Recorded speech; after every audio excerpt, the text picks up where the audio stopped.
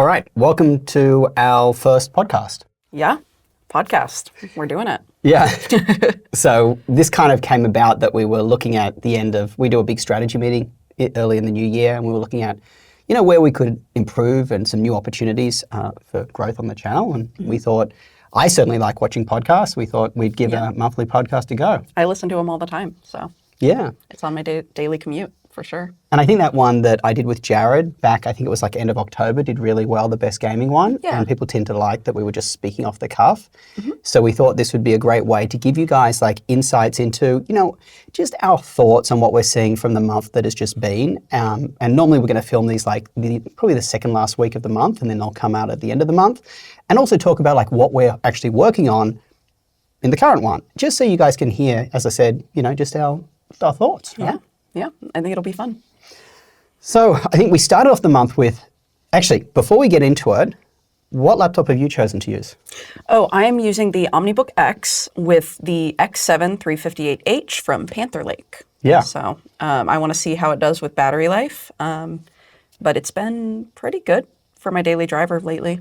Yeah. And how's the general laptop like in terms of the keyboard? How premium is it? I actually think it feels quite nice, considering I know this is a little bit more of a budget laptop. It has a 1920 by 1200 resolution, so I know this is going to be on the slightly lower end price-wise. I think it still feels well built. I think the keyboard is fine. It's not great, but it's fine. Trackpad isn't annoying or loud. I think it's just, And I think it speaks to HP giving you a lot of value for your money. A lot of value. Yeah, because we're going to see, guys, these Panther Lake laptops, we're going to see them with the X chips around probably $1,000, $1,200, and I'm speaking off the cuff here, obviously, right up to like the Dell XPS, which is in the kind of mid 2000 range if you spec it right up, or spec it up enough. Yeah, I think this one's on the lower end, around 12 to 1400-ish. Yeah. But I do think it's a really good laptop for that price so far. And I'm, of course, using the Razer Blade 14. Everyone who's watched the channel knows I like their laptop. She's laughing. Come on, tell them why you're laughing. He is a masochist, I think, because the Razer Blade is just horrible, but also you love how premium it is. There's a lot of things you like about it. Yeah. It's just, it also has all these little issues. So the thing is, the way I would describe it is you have to have a lot of patience. Yes. Like, I was playing League the other night and the frames were terrible. This is on the Blade 16, which, by the way, is much more error-prone than the Blade 14. And it was just, the performance was dreadful. I restart the laptop, start the game again, bam, performance is fine. Yeah, and you shouldn't have to do that, right? Very patient. Let's get into it. CES was kicked off, the month, right? Mm-hmm. What was your kind of main takeaways from CES? What did you think of it? I thought it was very interesting to be on the ground and meet a lot of the people that I've been corresponding with over email. It was really cool to see the devices in person that I know we aren't going to be able to see for a few months. Some of them not until like July or August. So it was definitely like exciting. There was a lot of hype. I also felt like I could contribute more. Like I felt like I could do more for the team by being there and being able to take some of the load off of you while we were there. So I liked us being able to share some of the responsibility of each of the videos, rather than like you having to take down all the information from being in person and then me trying to write it in the studio. I think it made sense. I think we both agreed that it would have been nice to have our cameraman there. Ethan would have been invaluable, but we weren't sure, to be honest. We haven't done this that often, so we're still figuring it out. And I think you guys saw, like, we did probably a video a day for 10 days straight, right? It was a lot of content we were producing, and I think to Sierra's point, and this is, we're always thinking of this as a business as we grow. How can we do things better, right? There's clearly learnings from that experience. But I think when we think about it as the conference as a whole, it was obviously your first one. For me, it was probably like my third, I think, maybe fourth, I'm not sure. But it felt a bit subdued. I think that normally we see more consumer-focused stuff. I think, obviously, AMD was a big disappointment that talked basically about, the I hated enterprise their the keynote. entire time. Yeah. Intel just repeated what they had already told everyone a couple of months earlier. Obviously, Intel later down the track in the month proved to be a very exciting launch, but at that point, most people didn't know that. And then even we didn't know that. I don't think we had the laptops for testing till just after that. And then, obviously NVIDIA was just a complete flop from a consumer perspective. And I think then just hearing so much bad news at the conference, like, obviously the memory shortage, it kind of made the conference. There were some exciting devices, but I would also say like exciting devices, like, even the Zephyrus Duo, I was thinking about that more. This is not the ZenBook Duo. This is the G16 Zephyrus, which is a 16-inch gaming laptop, but dual screen one. When I tried streaming Twitch on the little ZenBook Duo, which is a 14-inch dual screen, I was like, oh my gosh, if I could have a dual screen 16-inch gaming laptop for streaming Twitch while I play League of Legends, great. So there were some kind of cool laptops, I think, that were announced. Obviously, we have the ExpertBook, the Asus Ultra that everyone's talking about. We have the XPSs. And then, of course, we had the winner, which I think was the Slim 7i, terrible name, Aura Edition. Slim 7i Ultra, Aura Edition, and then there's also a FIFA edition of that laptop. Yeah. But that was obviously, so there were some good laptops, but I think it was a very muted conference versus what we've seen before. Anyway, let's get into... Well, I actually want to touch on the AMD keynote because I don't think we've had a platform to talk about it yet. But I ended up going in person to the AMD keynote, and I was very hopeful. I had actually they do these things before CES where they give us some information, but maybe not all of the information. And I was pretty disappointed with that initial call. So I was kind of excited and hopeful for this AMD keynote. I was like, maybe they didn't talk about everything. Maybe there's something more or a big surprise or something. And it was just data centers. It was data centers and AI for 90% of the keynote. And at the Consumer Electronics Show. Yeah. And they did this like maybe less than 3-minute nod to Gorgon Point. And I think like maybe a 5-minute nod to Strix Halo. But most of it was, hey, here's another AI company we're going to take on stage, and we're going to talk about our collaboration with this AI company and how our products enable them and help them with their AI. And then here's another company. And then here's another company. It was like Liquid, OpenAI, so many that I don't remember. I think there was 4 or 5. I was incredibly disappointed, and I think I left early. Yeah. I think I wasn't going to jump into AI right now, but I did want to mention a bit because we're considering doing like a follow-up video. You did an AI video, I think, last year. Yes, I tested out some of the features. And I think we've got kind of 2 videos we're working on. Let us know with the comment below if you like these video ideas. One is on Microsoft, and it's really on, honestly, Microsoft is really doing a disservice to laptops right now and consumer tech. And, for instance, one of the points, we're talking about like 10 things about Microsoft that just are really annoying the crap out of people. And I know people like our rant videos, but one of them, of course, is, AI on the edge, which Microsoft pushed with their Copilot Plus laptops that turned out to be a complete nothing, like realistically. There are elements where AI on the edge works well. That's AI running on your laptop itself. Like for instance, our editors use some AI tools on their laptop for Premiere Pro. And that's because we don't want to upload, 300 gig of footage to the cloud. But that being said, this is a very niche thing, but Microsoft sold it last year as like it was going to change everyone's lives that day when you bought one, which was just complete rubbish. Right. And I think with AI in general, and getting to your point on AMD, consumers, I think, and obviously we're trying to push this a little bit with our audience, I think people are starting to become educated that AI has so many benefits. I mean, I was using ChatGPT a moment ago to help us with thumbnails and titles, but at the same time, it isn't a clear win. It's also bringing with it many negatives, like our YouTube feeds are crowded with just AI slop. I don't trust almost any, like, who am I watching? Fact check. Yeah, you have to fact check. I think when we look at the price of laptops, and I talked about this in another video, that who's paying for these AI data centers, guys? It's companies like Facebook and Google. Where are they getting the money from? Well, advertising dollars. Who pays advertising dollars? Retailers of these things. Who pays retailers? You guys do. AI, it's not free. It's inflating the price of your laptops. Obviously, people are losing their jobs. There's copyright issues. AI can't touch this laptop. They can't test it like we do. We need that money to build our testing organization to do you guys a service. Right. They're going to run themselves out of information over time because they're putting people out of business that are providing the information. That's right. Same with artists, right? Same journalism. Yep. Yeah. A lot so you can't just it's a big problem right now. And my 2 cents, and we're getting a little bit off track here, but I guess that's the nature of a podcast. Yeah. My 2 cents is I think we need, similar to what happened in the music industry, we need people to kind of come together and basically these AI, whether it's Perplexity or Gemini or those, to actually license our test data. That would be a fair way of doing it. And I think that's where we need to get the industry to. I think they need to recognize, because right now, obviously, I believe they're licensing from Reddit, not licensing, but they've got a use agreement with Reddit. That's why Reddit is so overweighted in AI results.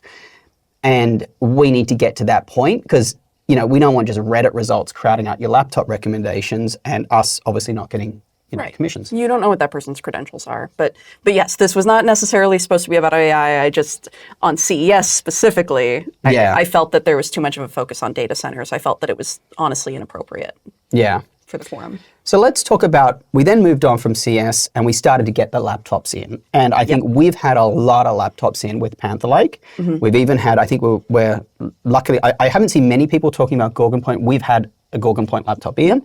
So why don't we talk a little bit about, I guess, both of them. Obviously, Panther Lake has been fantastic. Yes. It really has. Yeah. One little number I thought I'd share with you guys, which we haven't talked about yet. Most of the Panther Lake testing that you've probably seen up until date was like the X9, maybe even the X7, which is the 12-core GPU. We have tested the 4-core GPU too.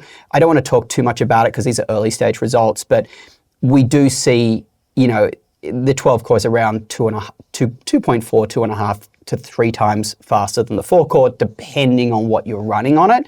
This is very early stage data, but you'll see us refine it in our videos over the next month or so. But I just wanted to give you, the whole purpose of this podcast is to give you a little bit of extra information that may, it might take us 2 weeks to make a video. So we may as well give you a little bit of extra information a bit faster. Right. I don't know if the drivers are fully up to date on the 4-core GPU yet, because I know the drivers we have are for the 12-core. But assuming they are, or assuming it's close to end stage performance, the 4-core GPU in the Panther Lake chips is worse than the Lunar Lake GPU was.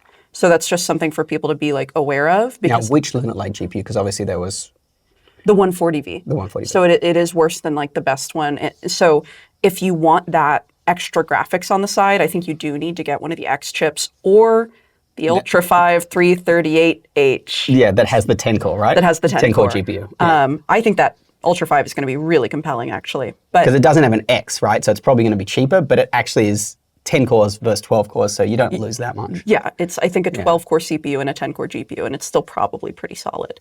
But I do want to let people know that, just because we're probably not going to get a video out about those chips right away. We don't have, models that we can officially test yet, I don't think. Yeah. I mean, we're just starting to get them in. Right. So we purchased quite a few of them, but they're just flowing in now, so it's a bit difficult. But I think one thing, on that, and I think you've kind of touched on this nicely, there's never been more of a need for a service like where we're trying to build with our website to help people navigate this, because it's like, if this, you should buy this, if that, you should buy this, if this, and it gets complex because if a high-end Lunar Lake laptop with that GPU is available for the price of the 4-core Panther Lake, you should probably buy the Lunar Lake. Right? Yeah. It depends on which Panther Lake CPU, and there's 14 of them.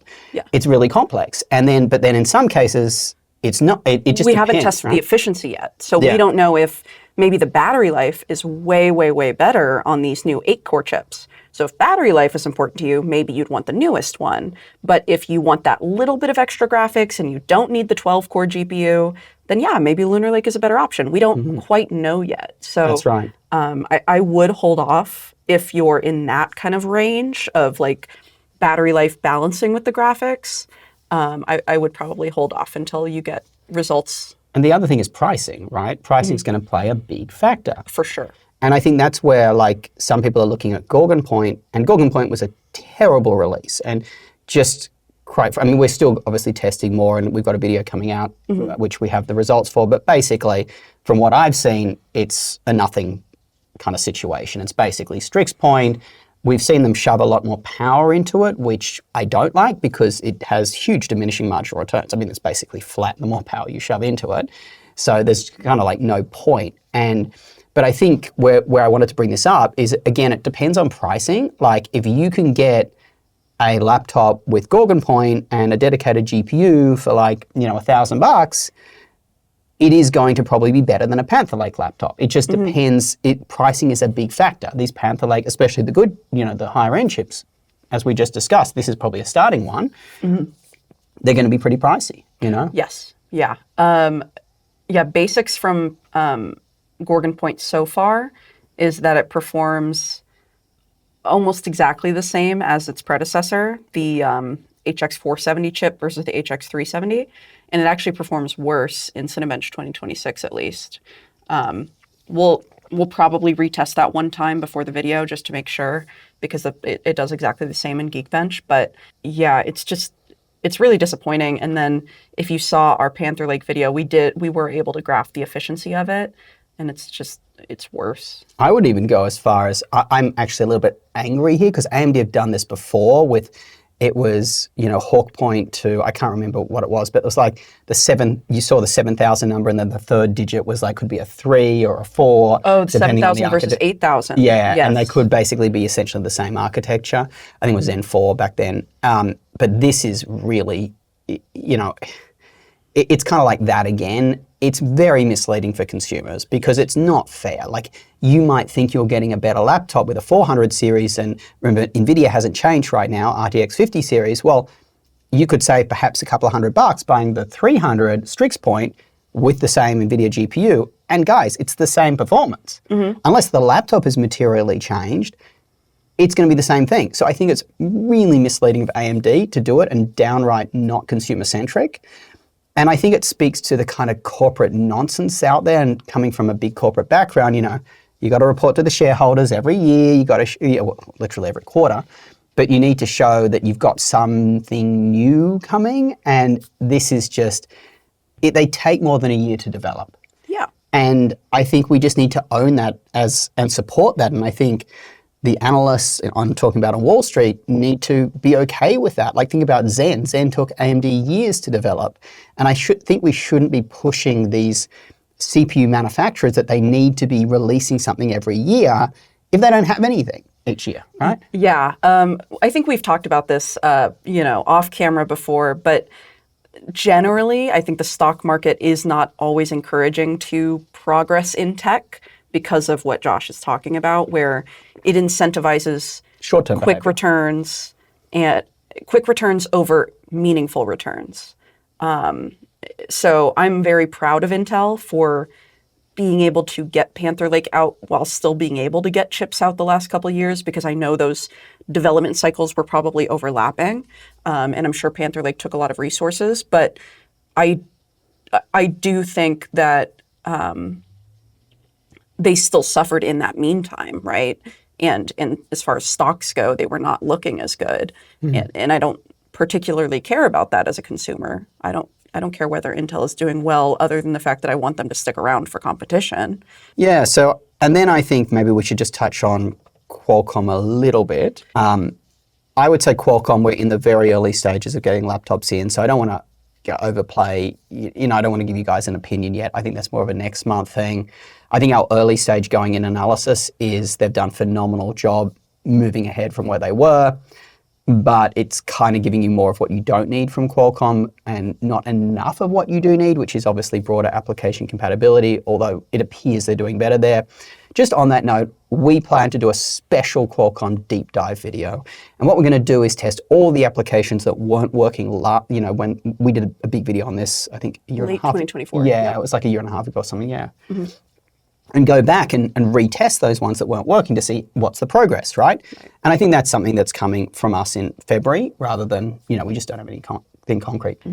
There's a new redesigned LOQ chassis, which is much needed. LOQ, actually, we're meant to be calling it the lock, aren't we? Yeah, I think it's called the lock. We keep, it's written LOQ in capitals. Like you would think it was an acronym, but apparently it's called the lock. They should call it LOCK if they want to call it lock. like we've talked about product naming to the cows come home. We have a really good video out on this, but no one seems to have watched it, so I'll link it down below. But basically, it's Lenovo's very popular budget-ish gaming laptop, and it's been honestly a winner in that kind of space for years now. But it's one of its main downsides. It is really heavy, like it's a heavy boy. And the new one apparently is a little bit slimmer, I think, and less heavy. We've actually got one. I don't think it's here right now, but we've got one coming in, so we'll know soon about it. I think we got it today, actually. Okay. Yeah. So we would be able to check that. We haven't weighed it yet, but yeah, we're going to be able to check that soon. Any weight reduction to that thing will be a good idea. Would be great for it. So that's going to be very popular. We've got that. We're reviewing that this coming month. Actually, this is a great point to talk about. What we're reviewing right now, so what people can expect. Oh, yeah. Currently, so Josh is going to be going away for a week. So during that time, I'm going to be on the Legion 7A, which is the Gorgon Point Legion 7. That one is almost done testing. There's a few more tests that have to be done. As some of you might know, we are revamping our testing this year. We're going up to 300 nits for battery life. We're switching over to Cinebench 2026. So there's just a few growing pains with that of, okay, now we have to go back and retest the old laptops to make sure that we have the new data and everything. So there's just a little bit more testing than normal on that. Just on that note, because I think it's good you're bringing up our new test suite. We are laser focused on bringing you testing that kind of mimics what you would experience. And we're doing our best to do that in a way that is repeatable, right? Everyone runs their device differently. And I think we've heard over and over again that particularly battery life testing for laptops is a disaster. People are testing still video playback, which is ridiculous. We moved to Office playback last year, right? Using Microsoft Office last year. So that was a good step forward because that drains the battery a little faster. But the moral of the story is people are seeing numbers like 15 hours, 12 hours, 20 hours. They're getting the laptop home. They're getting 5 hours, right? Right. So we have to improve there. And that's why, as Sierra said, we've moved up from 200 nits to 300 nits. We believe that, according to a couple of our tests, 300 nits drains an extra 22% of the battery over 200 nits. So that will help bring the battery scores to be more realistic. We're never going to get them as realistic as what you guys will because these are pretty much empty laptops where they're not running a lot of stuff compared to what you guys will. Like in my personal experience, I'll tell you right now, if I run Dropbox and it syncs a couple of files on my MacBook Pro, the M4 Pro 14-core model, it goes for at best 6 hours of battery life, maybe 7. But then on our charts, it's saying much more. So I feel for you guys. So we're always trying to improve our testing. And the only one I would add on top of what you said as well, in terms of game testing, we're kind of trying to think, hey, what games are the best suited to test laptops together with each other? And that's why we've chosen Forza, because it does a good job of that. It really hits the CPU and GPU pretty hard. Yes. And we've just introduced Marvel Rivals. Yes. I think that's a new one for us. And that's been a good one. Yeah. It is more demanding than we expected for an esports title. And it uses Unreal Engine 5, which is much more up to date. So we like that test so far. Yeah. So I think that's a big thing for this year. Update the test suite, as you said. And the only thing I would say on the Legion 7A is that one of the issues that I've certainly noticed, because the Legion 7I from last year was one of my, honestly, the laptop I would probably get with my own money. Yeah, I think it was one of your top recommendations in like 2 or 3 videos. And I think one of the only things I didn't like about it is its footprint. It's quite a large laptop. It has that stadium thing. Yeah, I think that's what we call it. I don't know if that's what it's actually called. Yeah, but the Legion 7A doesn't have that. So it fits a laptop sleeve and a backpack a little better. Yeah. So even though it's got Gorgon Point, which we don't love, it does seem, if it's priced correctly, like a pretty good laptop. It might be more portable, I think, to Josh's point. But it could also be a good laptop for people to buy if it's priced correctly. It's still got a lot of benefits of the Legion 7i, right? The keyboard's great. Yeah. It looks beautiful. Yeah. I do like the new chassis a lot better, personally. So so that's probably around the same time as this video. So what's after? We've talked about the lock. Okay. Yes, yeah. The lock is in the docket. That's definitely on the list of laptops. We have the ExpertBook Ultra is on the list of possible laptops.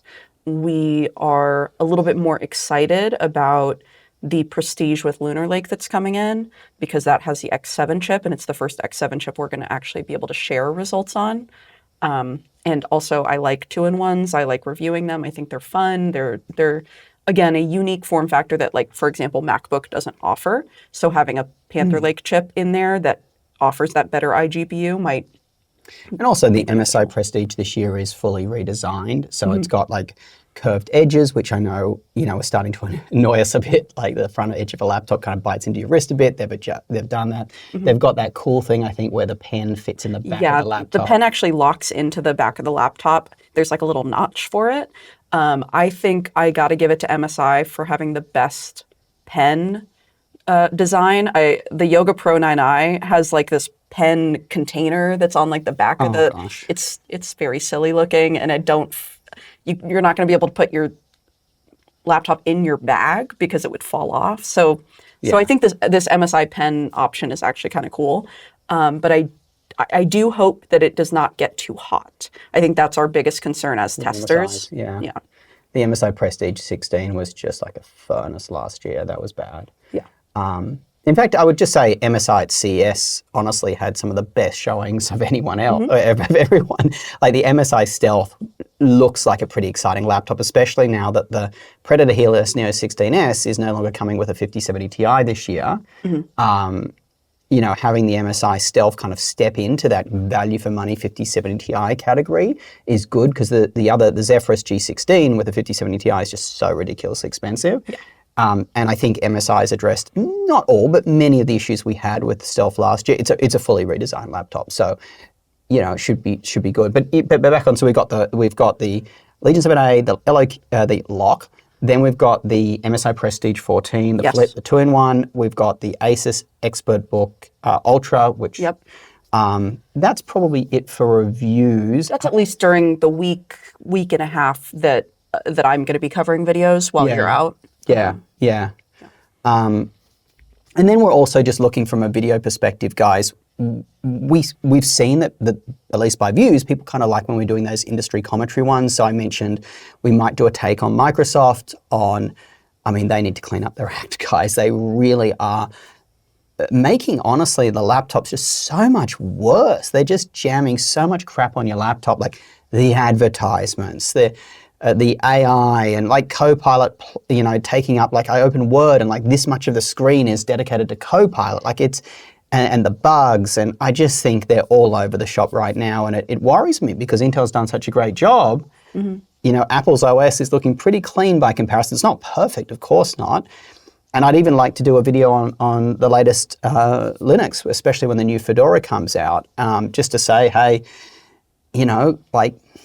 maybe if you're just a casual user, maybe Linux is starting to look pretty good. So it would be good to take a look at that. I think also Panther Lake did consider Linux in its development pretty heavily. From what Intel has told us, they do collaboration with the Linux distros, the communities. I'm not sure which ones, but I do know that they work with Linux to ensure compatibility. So if you're running into any compatibility issues, it might be the manufacturer of the laptop itself. But so ideally, people can use Panther Lake on Linux. Yeah. So I say we're looking at some of those broad ones, whether it's that Linux one, just points of interest videos as well. Other than that, I think just rounding out what we got for everybody, where we are very worried about laptop pricing, as we always are, and I think that's one of the great things that we've built into the website, that we do say pricing changes across all laptop SKUs. What we don't want to kind of jump the gun on this one. What we're going to be doing is taking a look at pricing, probably end of Feb, and we'll look at some key laptops to see, hey, has pricing gone up? Because obviously you've heard about memory availability. We'll look at kind of like either same laptops, are they now more than they were? We'll also be looking at like, hey, this laptop has been updated to Panther Lake, but now it's like $500 more. I don't take that $500 as rote, but we're going to take a look at a little bit of an analysis of that, rather than just, kind of like hearsay, like, oh, we're scared that prices are going to go up. We're going to actually go and check the prices and see if they did. Right, and I'm really glad we're saving that data, because even in the time that I've worked here, we have seen such a shift in laptop pricing, and I think it's very important that people understand, how maybe the value of a dollar in the greater economy is comparing to the value of a dollar changing with laptops and like consumer products like it. I think it's kind of important for people to understand that might not be the same scaling. Yeah. Because we're not going to get into, political factors here, but there are, people need to be aware that there are whole, let's call it macro influences that are influencing the price of your consumable, or this is not a consumable, but what you purchase as a consumer, right?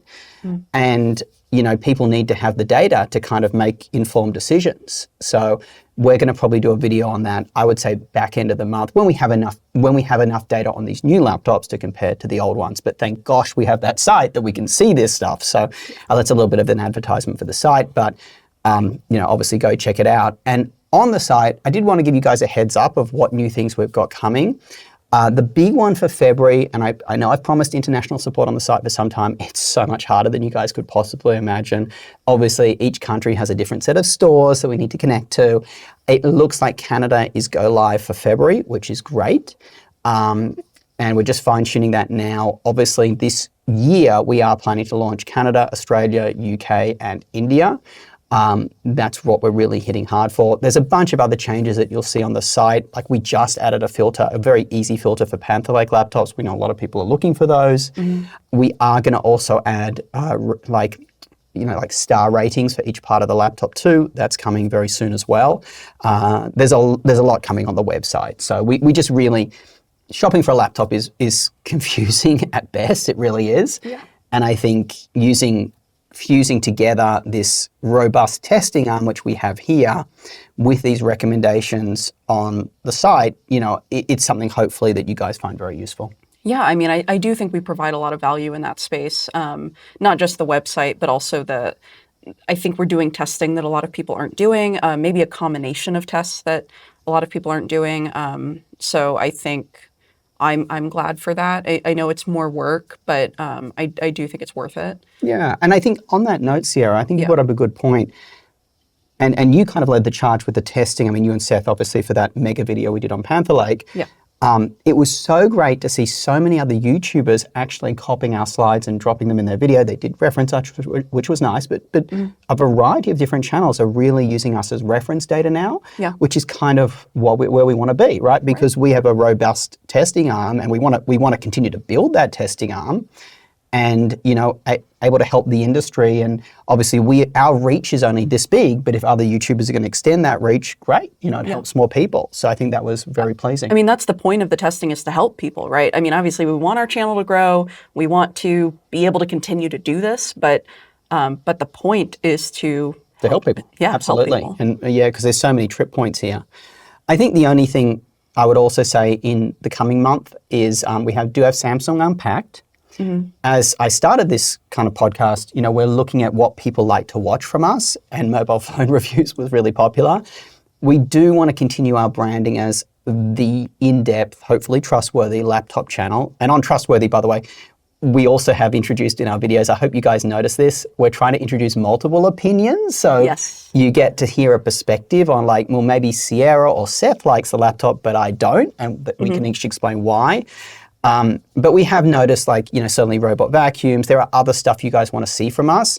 We're very tentative to broaden the channel. Whatever we do, we want to do well. So we don't feel we're in a capacity, standpoint right now to do a lot of other stuff well yet. But we'll probably do a small number of mobile phone reviews, obviously. So Samsung Unpacked's coming. We are absolutely, guys, prioritizing getting the Samsung laptops in. I want you guys to know that. If you didn't see us covering them at CES, we just couldn't. Their PR team didn't reach out to us. Their marketing team didn't reach out to us. We've tried to reach out to them. We showed up to their public area. They didn't have laptops there. There's nothing more we could do, but we are very focused on getting those in. Absolutely. The moment they come on sale, we'll buy all of them.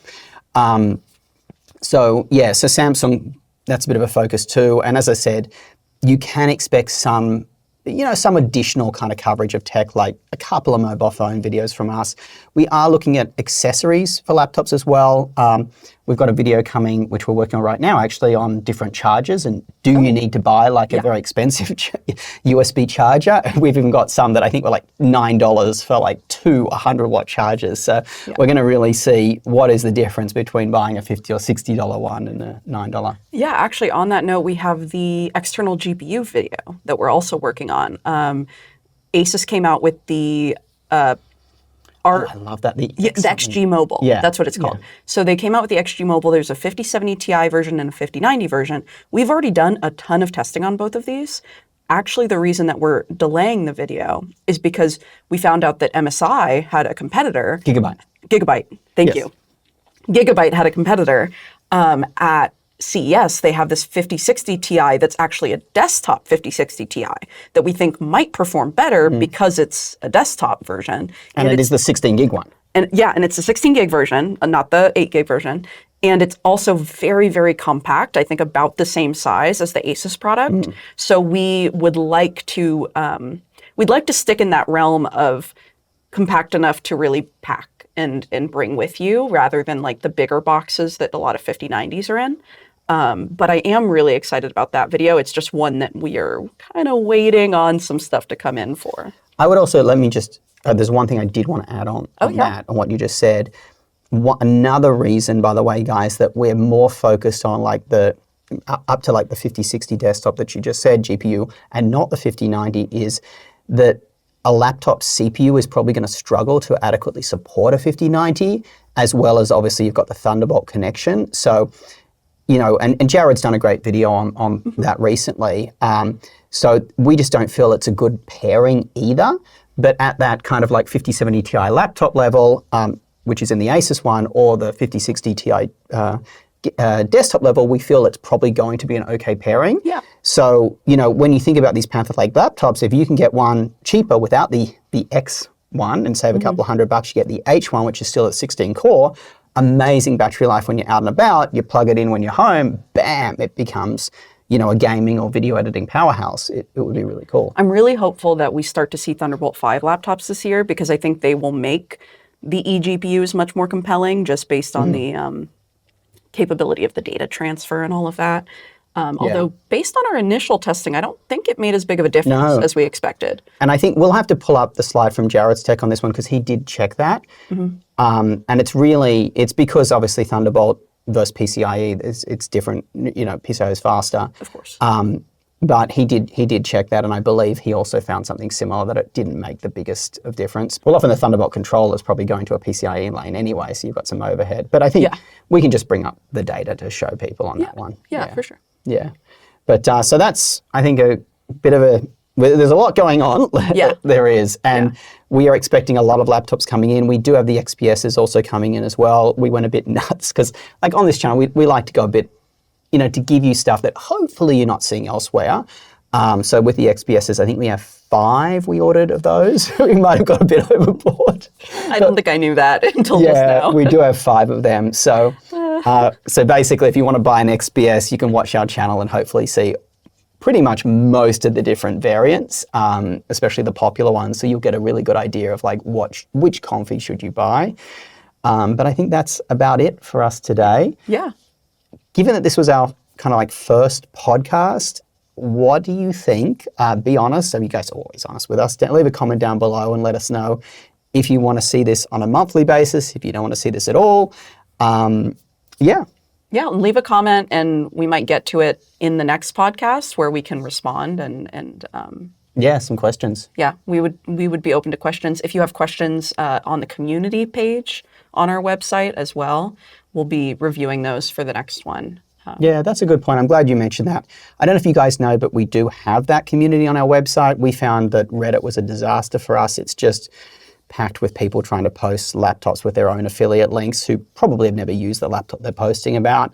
And they, see us posting and just delete us or ban us. It's just awful. So we launched our own community where at least it's a safer space. But for you guys, the great thing about that is a lot of our laptop experts are on there responding, including us. So if you have a personal laptop question that you can't really find advice for on the site in general, just post it in that community and somebody will try and give you a hand. Yeah. So reach out and we will get back to you next month. All right, guys. Well, thanks for watching and we'll catch you later. Yeah, catch you later.